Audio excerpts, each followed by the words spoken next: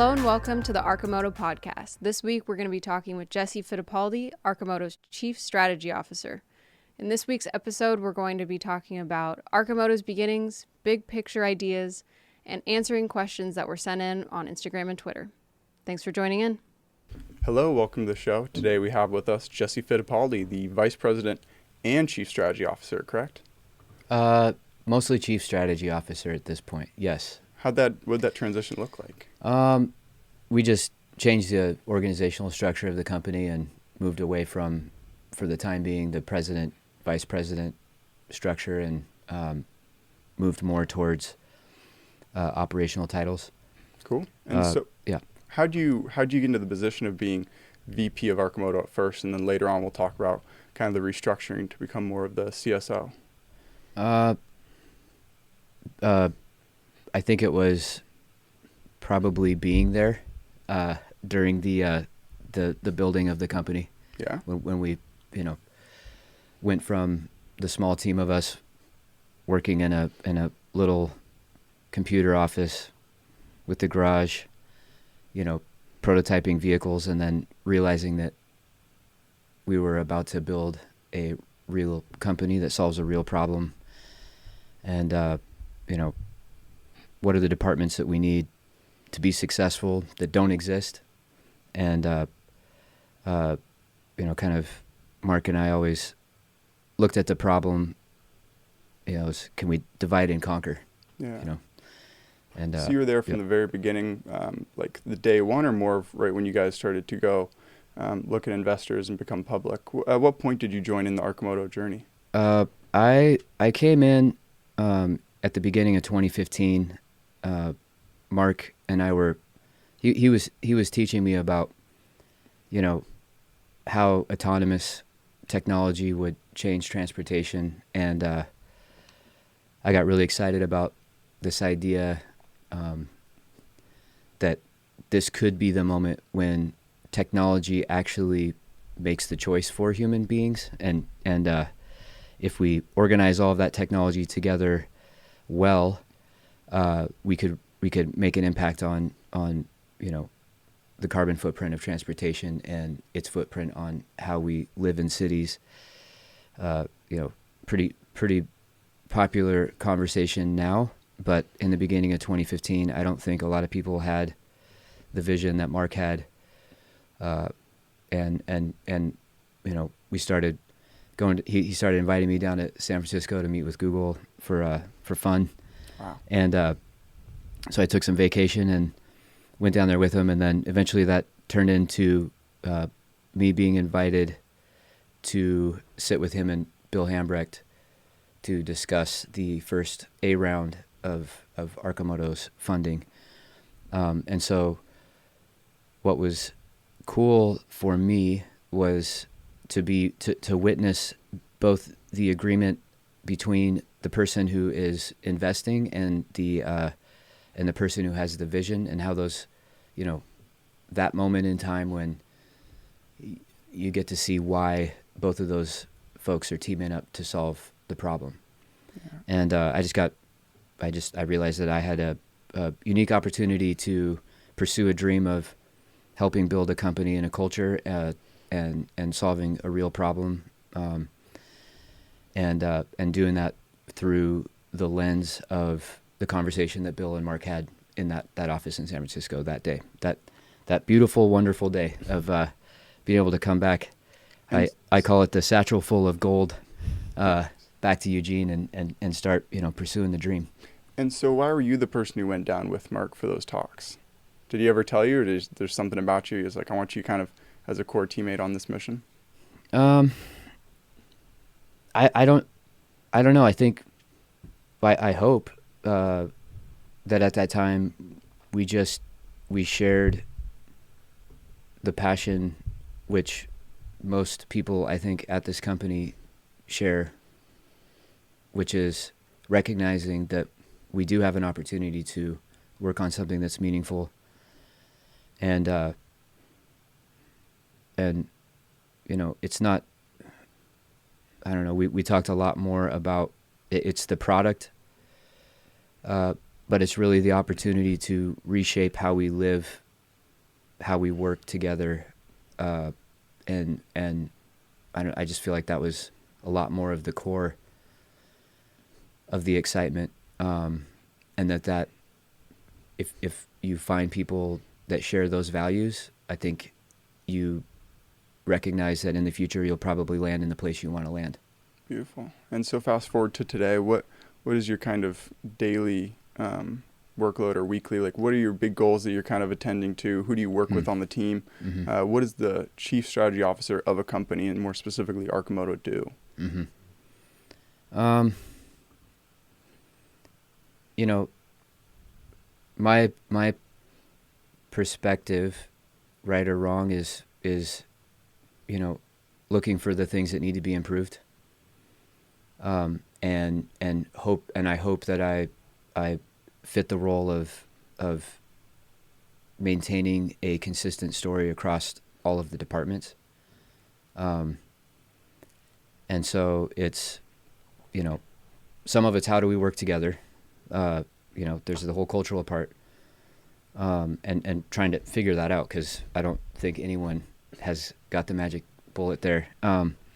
But understand that, and then trying to really look for the things that are important that need to be improved immediately, so that we're meeting the expectations of the entire company, right? We're all looking for success.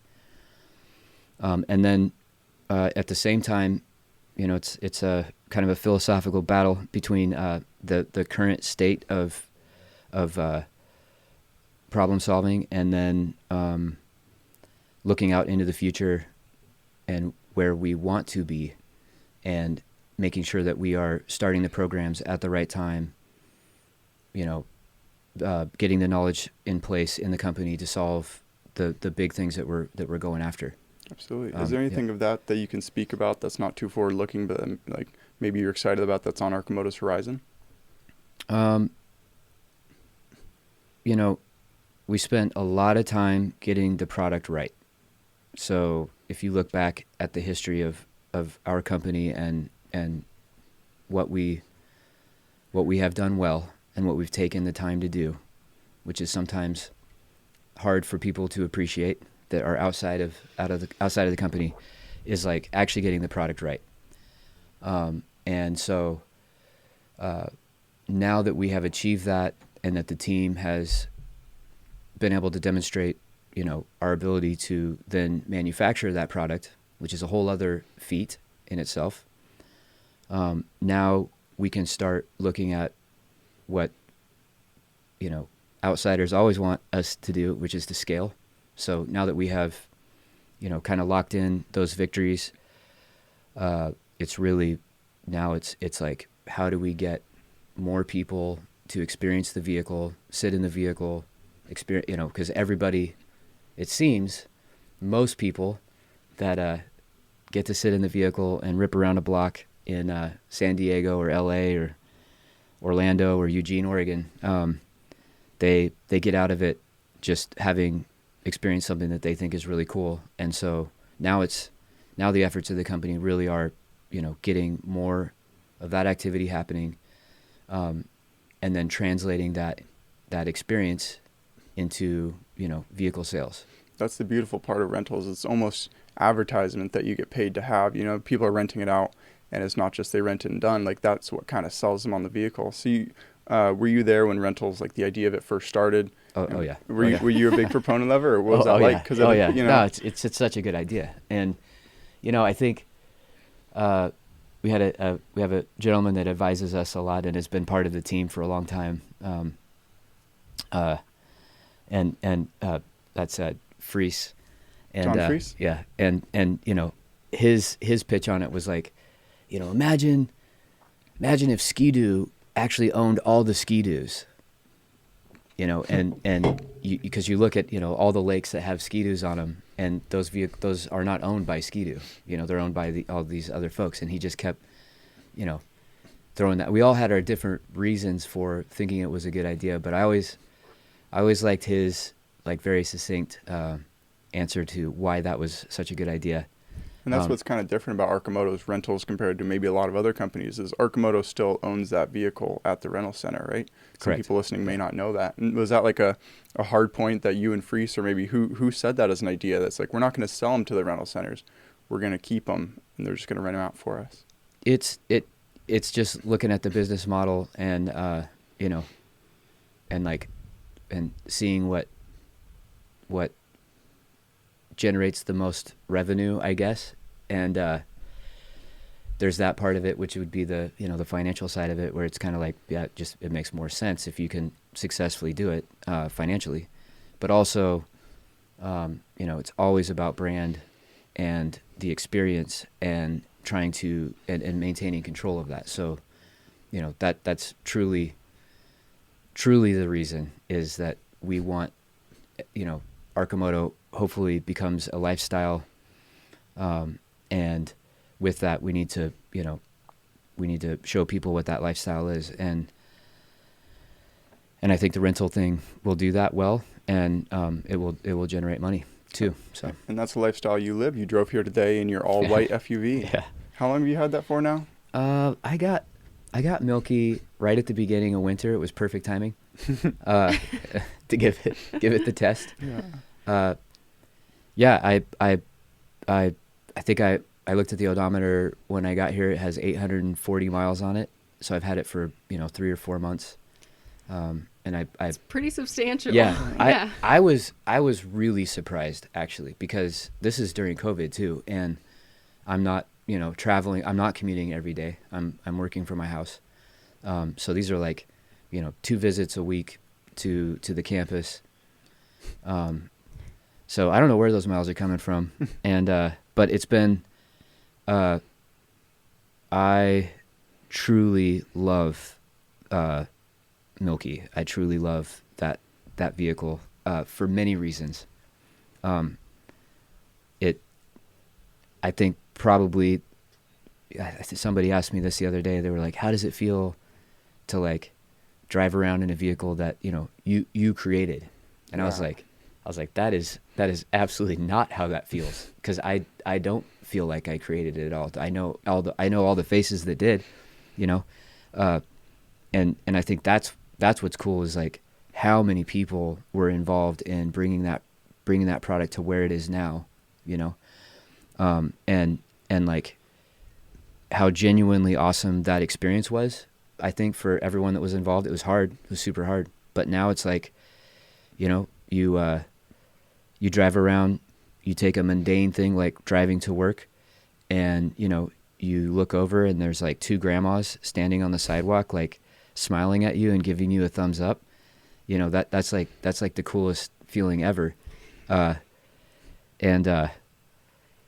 I'm Mark always says, he's like, wait till you get your FUV, dude. You're gonna love it. And I was like, all right, wait, maybe. I drove a nice sporty car, but he was right. I do love it, and I love that it does what I need it to do for me from a consumer standpoint. So now I have that perspective.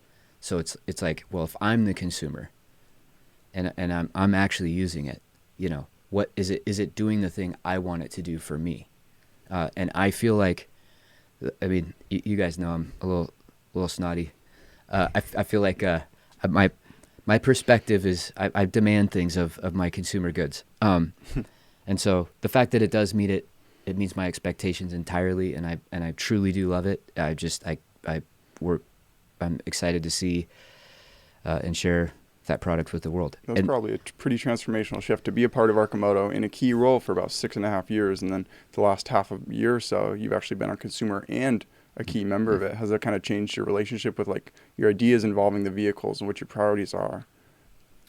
I think it's just yes. It and I think it's confidence. I think it's like, we all of us here know all the hard times and all the problems that we've had, and this isn't easy, and it is an iterative thing. And was it worth it, and did we land on something good? And this is just the consumer product, right? Like this is not my vision of Arcimoto. Mm-hmm. This is not why I signed up for it. This is an amazing accomplishment, and it builds an amazing company, and it's truly successful. But it's not the end game. So what is the bigger reason why you joined Arcimoto? Like the 10-year out from now, even kind of vision of the future and how it'll kind of transform cities and humanity? Or Oh yeah. It's like, I mean, it's making a difference, right? So, so far we've made a difference in the fact that we've done an amazing job of the company, the team. I mean, and I say that in the true definition of company, right? It's like everybody has done such an exceptional job to create a culture and a lifestyle and a company that proves we can do things differently. We can work differently, and create value and happiness, hopefully, ultimately, in that. So that's a huge accomplishment on itself, and that's transformative for Eugene, right? And maybe as we scale up, it'll be transformative for other communities. But the transportation problem is, that's what we're trying to solve. And, as Bill Hambrecht would say, we don't want to build a nice little company, right? Yeah. We want to build, we have a tiger by the tail. And with the tiger, you can change how people live, and hopefully for the better. So the future is, small form factor, ultra efficient vehicles architected for moving things around a city that are appropriately sized. All of that is convenient and low cost and, equitable and allows us to not design cities around cars, which truly, when you really look at it, if you really open your eyes and you see what we've created, it's not that cool. It's and car-centric cities.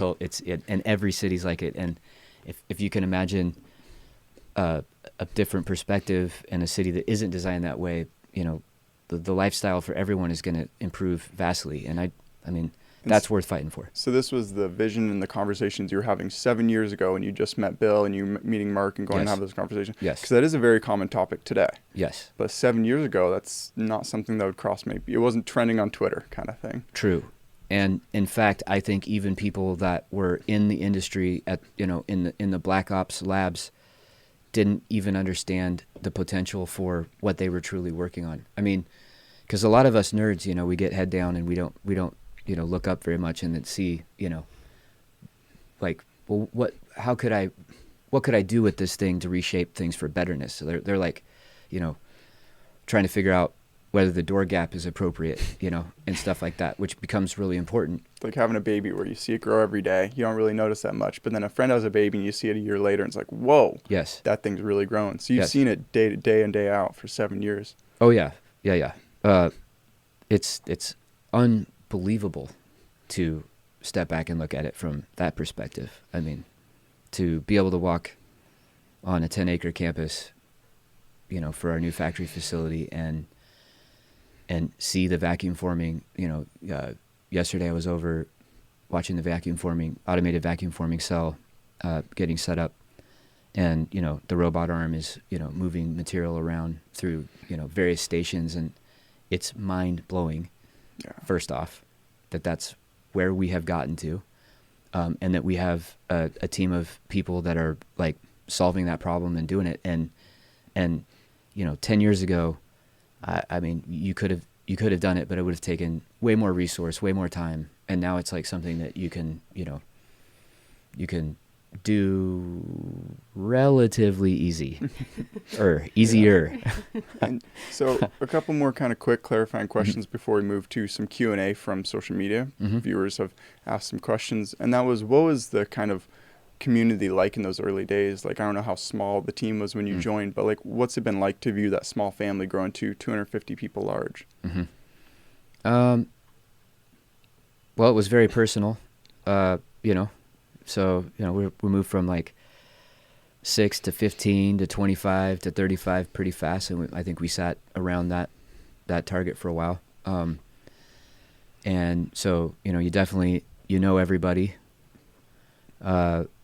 It's also just different. It's like you're solving different problems. And we recognized early that the important thing was, as we scale, how do we, and this is what everyone says, like this could be put on a pillow, it's like, how do you maintain culture as you scale? And I've heard numbers like the 120 number is a popular one where, you just kind of, the company tribes out, it's like, that's tribes out, meaning jumps into smaller subsections. Yeah. That's like, that's the smallest or the largest group that people can kind of identify with. And, I think we've proven that wrong. I hope we've proven that wrong. And I'm not sure how we did it, but I think honesty hopefully is part of that. And believing in everybody in the company. And then, just, I don't know. I think we're doing good. Beautiful. And so we just hit 20 minutes. We're going to kind of set aside the next 5 to 10 to have people on Twitter, and we may do this for future guests. This is our first iteration of it. We're just kind of a rapid fire Q&A, and Kenzie will read them off to you. Okay. If you're ready. All right. Let's see what happens. Here we go. All right. Thank you, everyone, for sending in your questions on Twitter and Instagram. All right. What does a day in the life look like for you? Okay.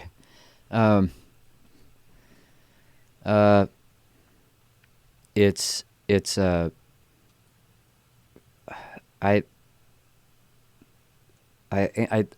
sometimes I wish someone could follow me for a day and just write down the subject of every conversation that I have, because it's kind of mind blowing. Like I sometimes it is literally mind blowing. I think what's cool about a company like Arcimoto is, right now, the only job that we have not hired for, the only skill that we have not hired for, is a person who makes burritos. If you think about like all of the talent that's required to do a company like this, it's all of the talents. It's and so you have to. I have to try to wrap my head around all of those different problems that people face, and hopefully help them move through and support them to get to the next level of opportunity for them. So I spend a lot of time, with probably everybody. Yeah. It sounds like you probably have your hand in every single thing that Arcimoto is doing. Is that pretty accurate? It used to be that way, and I'm trying to pull that. I'm trying to remove myself, and honestly, like I think over the last year and a half, 2 years, the company's done, like the team has done. I don't have to do that as much. You're wearing less hats day by day. I'm wearing less hats, and the teams that we have are they're just like doing their thing, and that's the dream, right? It's like, absolutely, we've got departments that are solving their problems, and really it's just like, it's kind of, are we all going in the right direction? Beautiful. Yep. All right, next question. Any plans on opening markets in other states? Oh yeah. We wanted to open a few states that were particularly large and capable of probably sustaining production for a while, and that would be, California and Florida, and our home state, Oregon, and then the states around those regions that make sense. Beautiful. All right. Where is full enclosure on the roadmap? Full enclosure is on the roadmap. It's in the. It is focused on daily from the design teams, and so many people know that we're working with Monroe on the next iteration of the vehicle to cost down and scale up, and the requirement. I mean, we know that the requirement for that vehicle is to have full enclosure. Not every place in the world is San Diego and Orlando, or LA, or Phoenix, or Hawaii. But and those places will do for a long time for us. But yeah. Beautiful. Okay. As we get further along the production cycle, how do you see your methods of product awareness evolving?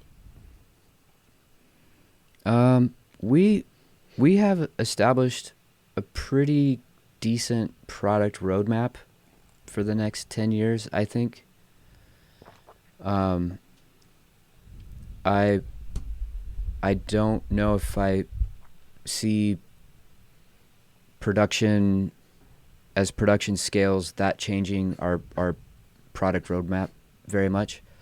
I think the thing that could change that the most is probably the shift, whether we shift more into the delivery of goods or the delivery of people, if autonomy comes online faster. So what that architecture of that product actually looks like when more and more customers are coming to the table and saying, I need to move, 3 billion parcels a year. What does that vehicle look like? Mm-hmm. Beautiful. All right, and this is going to be our last question. Sweet. What is the vehicle financing strategy for customers? Personal sales versus fleet sales versus rental partnerships? Yeah, we are working judiciously on the financial side for financing our customers, all of our customers. So right now we've got local financing through some of the credit unions. So it's kind of getting those first steps in place where other institutions can look at what those institutions are doing and then go and agree that that's a good idea. And then all the way up through finding national partners that will finance or lease for our big fleet sales opportunities. Awesome. Beautiful. Well, thank you very much for coming on, answering a couple of quick questions from Twitter and Instagram. I'm sure people will be very excited. I can actually reach this guy exactly. So, if it goes well, we'll implement it for future episodes. So people on Twitter and Instagram, you can look out for that. And do you have any final goodbye thoughts, kind of things you'd like people to know or reach out to you or anything? Just keep believing in what we're doing, and we're all going to get there. I think that's what I am grateful for, is that Arcimoto is proving to me that as an individual person in this world, we can endeavor to make it better, and we can team up with other powerful people and make a difference. Thank you very much. Yep. Hope everyone has a wonderful rest of their day. Thank you. All right. Bye-bye.